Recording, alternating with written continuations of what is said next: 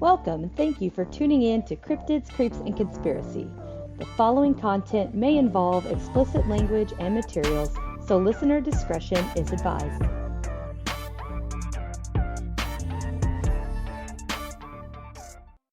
Welcome back, everyone.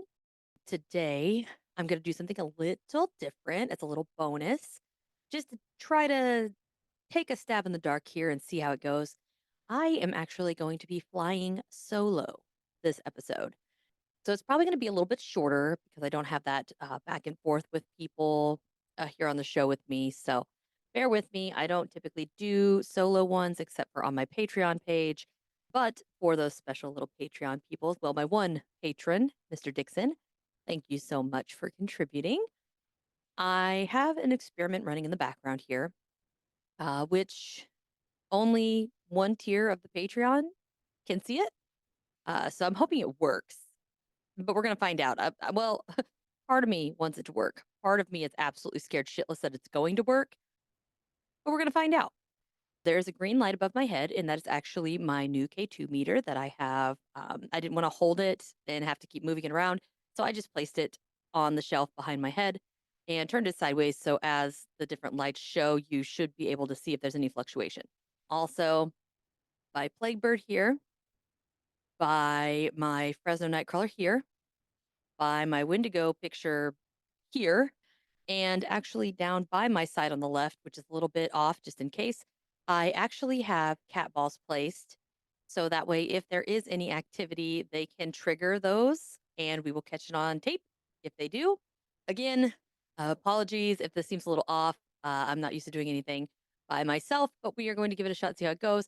So at the end of this, if you would not mind just reaching out, you can reach out via social media, the email address that I'll give out at the end, and just let me know what you think. If you guys enjoy it, I might do some more this way and maybe get some bonus episodes in this way, and then just have more of the regular type episodes as the people that are on here with me. But without further ado, we're going to dive in. What I brought this time was the real life story of the exorcism that inspired the movie The Exorcist. So we're getting definitely into spooky, demon, poltergeist, possession, whatever. There's all kinds of viewpoints people that have. And that is why I put the additional things here to track, just because I am curious as to whether or not something is going to rear its head as I am talking about this.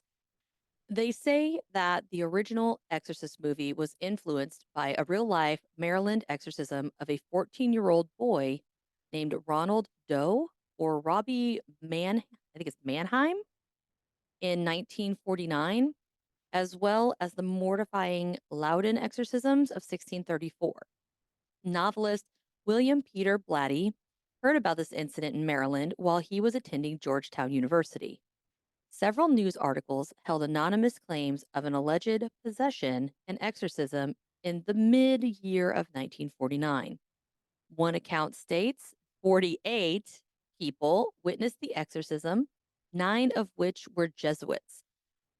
I'm not really sure what difference it makes that these witnesses were Jesuits or not. I'm not entirely certain what a Jesuit is. Sorry for my ignorance.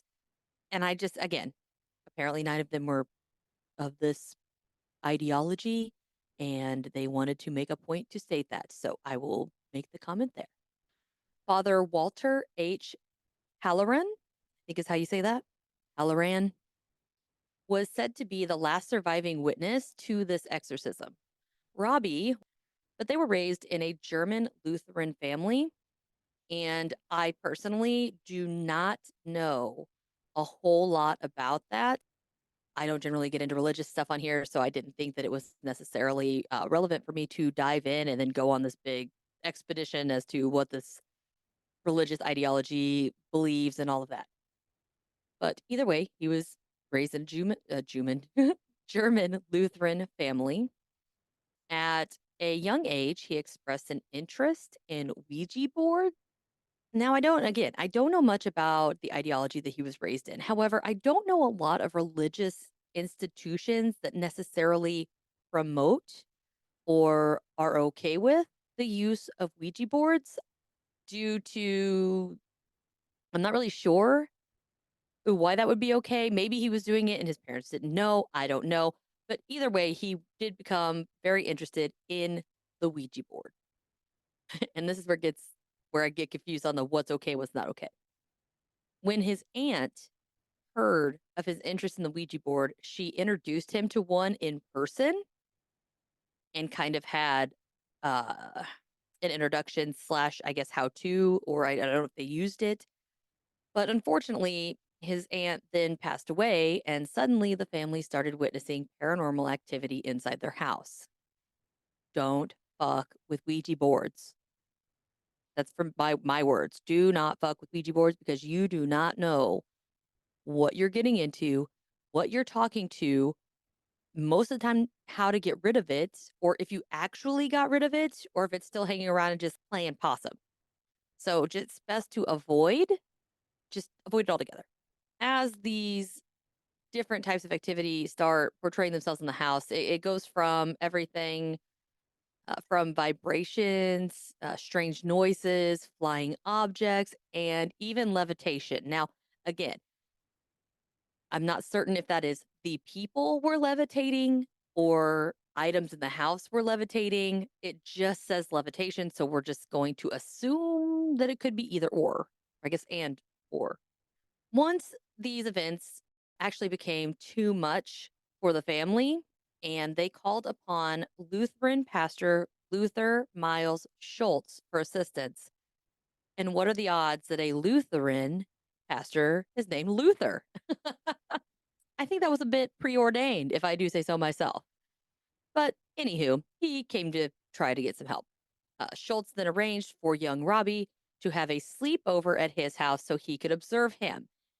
Now, I'm not going to be getting too detailed, but I do find it interesting that this pastor got involved and immediately decided to have this young boy stay the night with him without his parents or anyone else, as far as I can tell.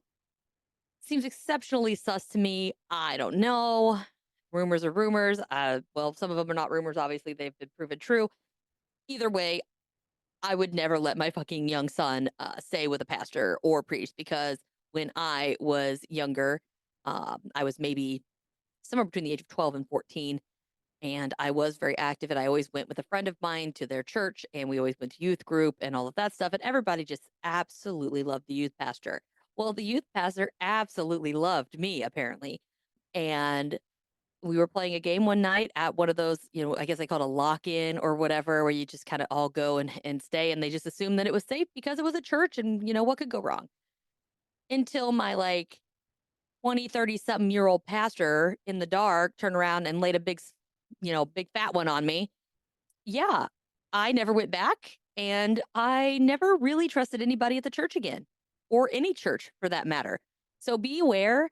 Just a disclaimer. I know there are people out there that are more on the religious side, and I'm not bashing anybody. I am just saying be aware, be cautious, regardless of the environment, and always make sure that your children know that they can talk to you about anything, regardless of who it is. And sometimes the people that may seem the safest are not always safe, and that it is okay to talk to you. So I will get off my bill pedestal now, but just wanted to get up there. That's my Tosh talk. Okay. All right. So he lets him sleep over at his house. During this time, he claimed to have seen furniture and household items moving by themselves and recommended that the family seek help with a Catholic priest. So Lutheran pastor is saying, I ain't got the gusto. Like, I can't fuck with this. Like, it's too much for me. He throws his hands up and he's like, y'all need to get yourself some Catholic priests because I'm outie. This is too much. I can't handle it. It's messed up. Something's happening. I will say that, but I can't help you. However, there were those who did not believe that the events were true, such as parapsychologist Joseph Banks Rhine. And they went on to try to, I guess, I don't want to say dissect, evaluate young Robbie, maybe try to run some experiments, see what could be causing this, check the house out, the typical skeptical. I didn't even do that. The most often they go in, they run tests, they run experiments, they want to see for themselves, they try to debunk it, all of that stuff. So he was very big into promoting the fact that this was not true. However, in the meantime, they reached out to Catholic priest Edward Hughes, and Robbie then had to undergo multiple exorcisms. Now, I don't know about then. Again, this is back in 1949. But I know nowadays, and even in, I would say, maybe 1980s plus, um, the Catholic Church has been very, very resistant to actually grant an exorcism be done in any situation. They really want to make sure you run through the ringer, like over and over and over. I mean, they like fine tooth comb your ass before they will institute an exorcism. I'm not entirely sure why. I don't know if it is the generalization or the thought about the correlation between the Catholic Church and exorcisms. I don't know if maybe they just don't have the manpower. I don't know if something changed, old pope dies, new pope takes over and says, "Okay, the hell with the old pope said. I'm saying that this is less likely." And maybe he was more skeptical pope. I do not know. But I do know that there are a lot of cases where people did try to get exorcisms and they were not able to do so. I do want to note I have heard in the past, I don't have any in my notes here, partially because I feel like they were more true crime than anything, where different people had actually done these exorcisms, but because they were so extreme and brutal and physically, mentally, emotionally exhausting, people would sometimes actually die in the process before they ever got, I guess, fixed or whatever, de-demoned, de-demified. So I don't know if maybe it was some sort of legality issue where I think there was a case where the husband and wife, the wife, go figure, got possessed supposedly, and the husband begged and begged and begged. He got a priest there, old priest, young priest, the deal, and they then proceeded to exorcise his wife in a non-pleasant exercise kind of way. The wife ended up dying, and her family was very much opposed to the idea of the exorcism, and they actually sued the church for wrongful death because they did not want them to do an exorcism because they believed that she had mental health issues and not that she was possessed. So that was a whole legal issue, but maybe that had something to do with it. Regardless, they go, they start doing it. While undergoing one of the exorcisms, the boy was able to slip his hand out of the restraints that he was in, break a bed spring out of the mattress, and then he wielded it as a weapon.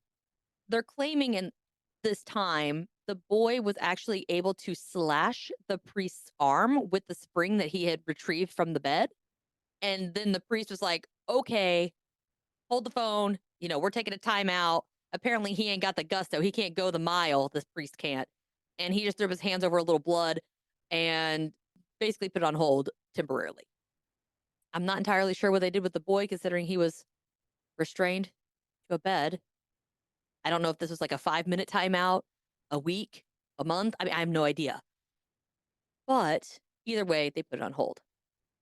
The family then regathered and got together, and they traveled to St. Louis, where two priests visited Robbie, where they supposedly witnessed the bed shaking, objects barring through the air, and the young boy talking in a guttural voice. Now, granted, ready? I could do that too. See, I don't think I'm possessed. My husband would probably tell you otherwise, but I don't believe that I am possessed. So those are things that now things flying through the air, unless priests were very distracted, focused on the boy. And I mean, hell, the parents could have chucked shit across the room. Who knows? Bed shaking. Maybe they just put some quarters in the machine while the priest wasn't looking. I don't know. I have no idea. But either way, supposedly shit was getting real. Now, Bo Dern, that's a hell of a name, one of the previously mentioned priests, was granted permission from the archbishop to perform yet another exorcism on the young boy. This exorcism was executed in a psychiatric ward at the Alexian Brothers Hospital, which was then later turned into South City Hospital. And I got some questions with that.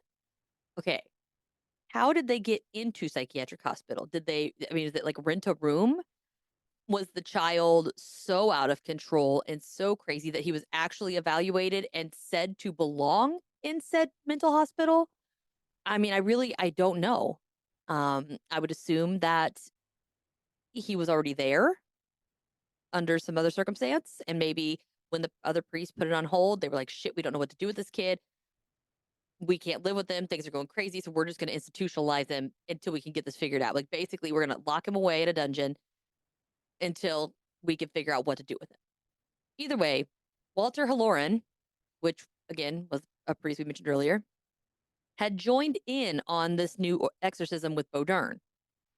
Walter stated that words like evil, hell, and other demonic markings showed up on the boy's body over the course of the exorcism.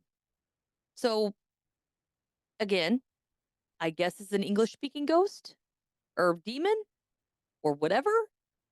It doesn't say how they showed up. Were they cut marks? Were they welt? Were they either way? It's pretty fucked up. Then during the exorcisms, the boy actually broke the nose of one of these priests. And I'm not really sure how he managed to do that if he was strapped down because it does not mention that he yet again freed a hand or a head. Unless he headbutted the priest, but I don't know why the priest would be that close to the kid's face. I'm not sure, but either way, supposedly he got his nose broke, and this guy was a trooper and kept going. That's a real priest right there. Then again, mattress supposedly begins to shake and just, it's going crazy. And one of the priests claims that after the last exorcism, the boy became free of the demonic presence and was able to go on and lead a normal life. Now, I'm a little skeptical here.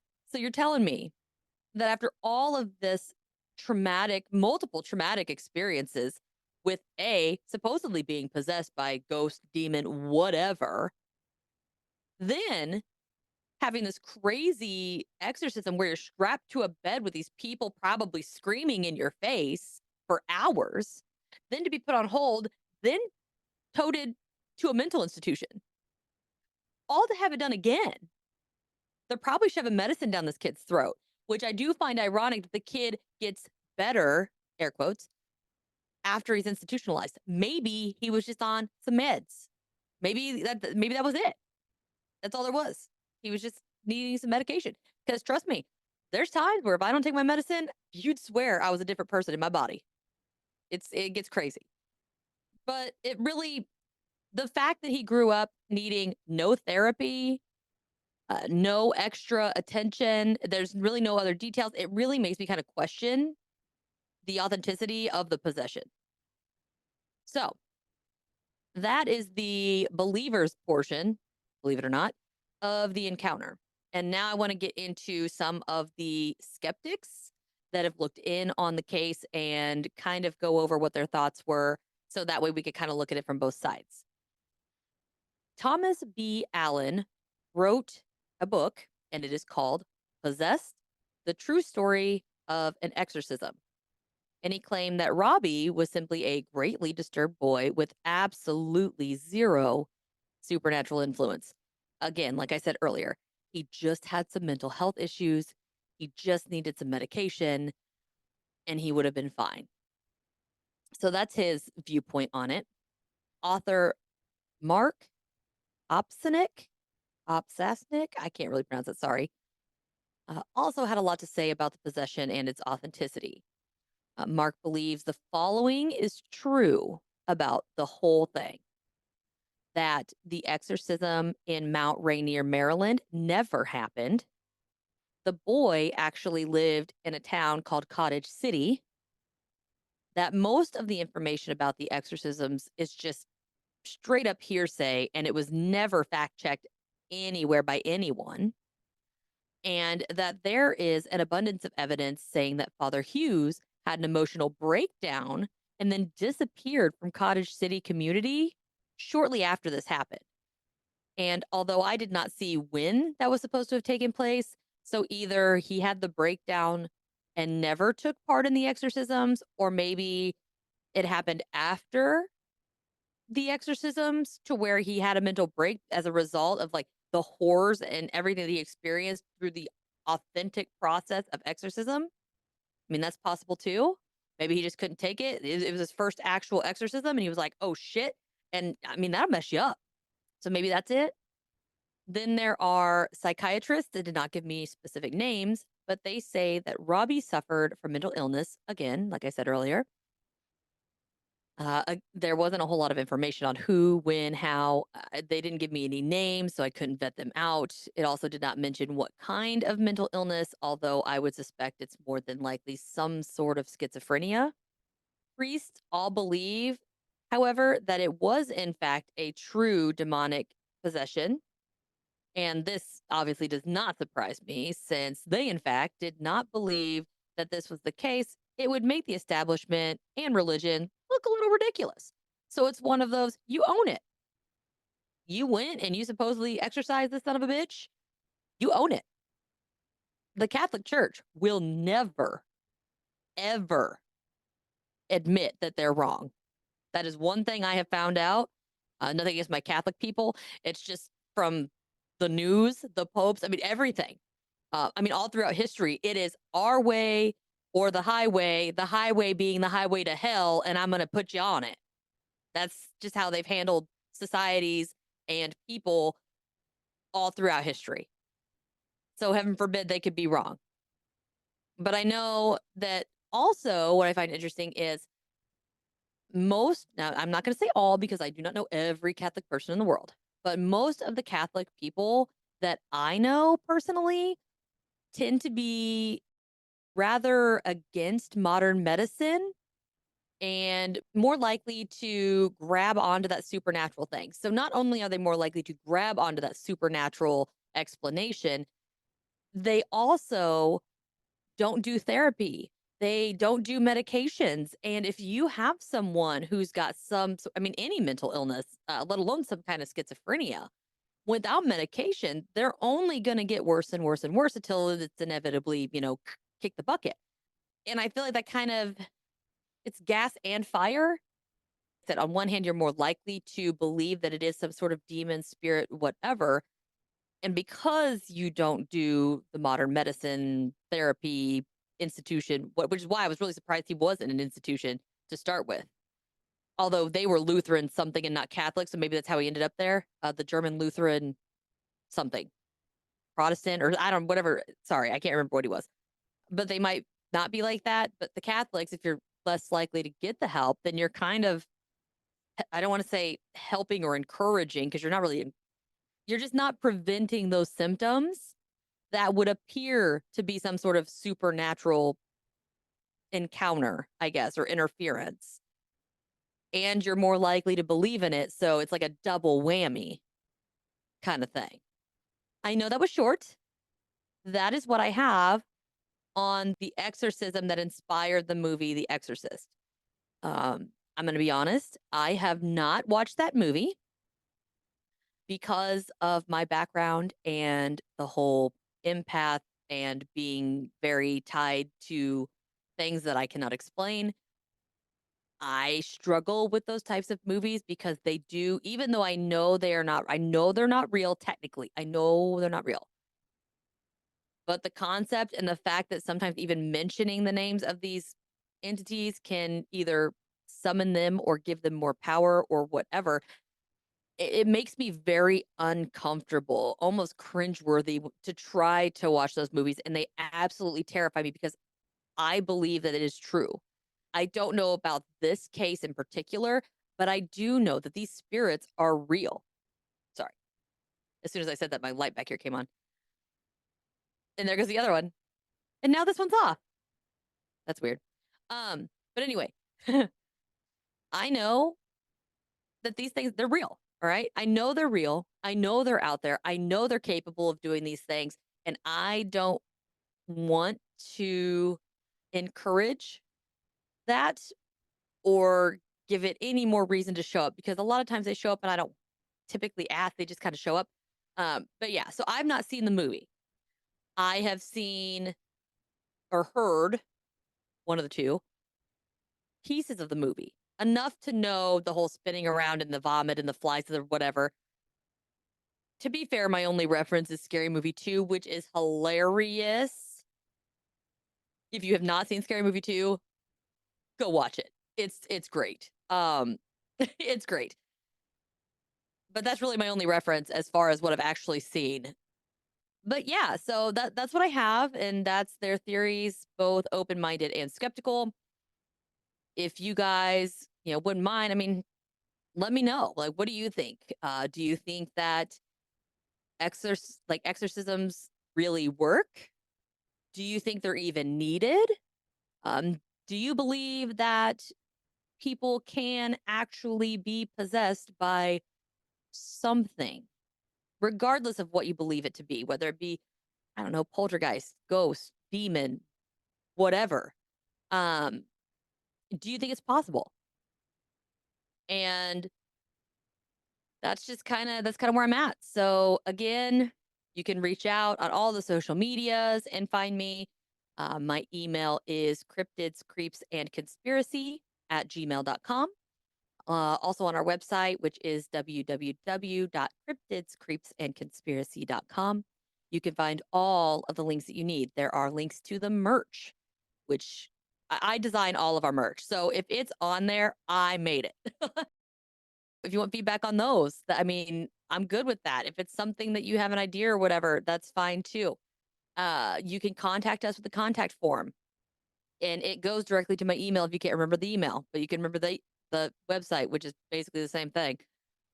Regardless, feel free to reach out on there. If you have any ideas, any requests, anything like that, you can put that on there as well. You can listen to the pod on there. And there's a link to the Patreon page, which I will probably be restructuring in the near future. So just be aware of that. I will be making changes to the announcement once I do so. But again, thank you guys for joining me. Spread the word, rate and review. That's the best way. I mean, if you want something that's free, it's easy, and it's fast, and it's not I'm not going to say that, illegal, then rate and review. Leave a 5-star review, because even though you might think it's just a review and all you got to do is just click 5 stars and that's all you got to do, it greatly, greatly, greatly helps me out. So there's some kind of algorithm in the search process and keywords and as far as rating and reviews, and it'll bump me up in the ratings so that more people can find me. Not to mention, I love it when you guys leave me good reviews because I really appreciate it. Again, you can go onto Patreon and listen there. There's additional additional episodes. If you would like that, all the video content is available on a tier on there as well. And I think that's pretty much everything I have. Hopefully you enjoyed this little bonus solo, and I might be doing more if you guys like it. So until next time, see ya. Thank you for listening to this week's episode. Please subscribe, rate, and review anywhere you listen. This is more beneficial than you may know and will help others locate the podcast. Don't forget to check out my Patreon page as well. We currently have 2 tiers. The Snallygaster tier that'll get you unedited bonus audio, a sticker, a shout out on the podcast, and access to the private Discord server.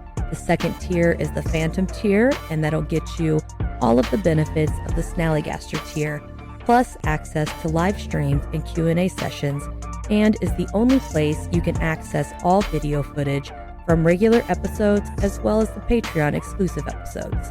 You can subscribe today at patreon.com/cryptids, creeps, and conspiracy. Don't forget to head over to the TeePublic website and take a look at a variety of merch options that are available. You can also find and follow me on Instagram, Facebook, Threads, TikTok, X, and YouTube. All of these links can be found in the description of this episode under the Linktree hyperlink. Until next time, my friends, dare to believe.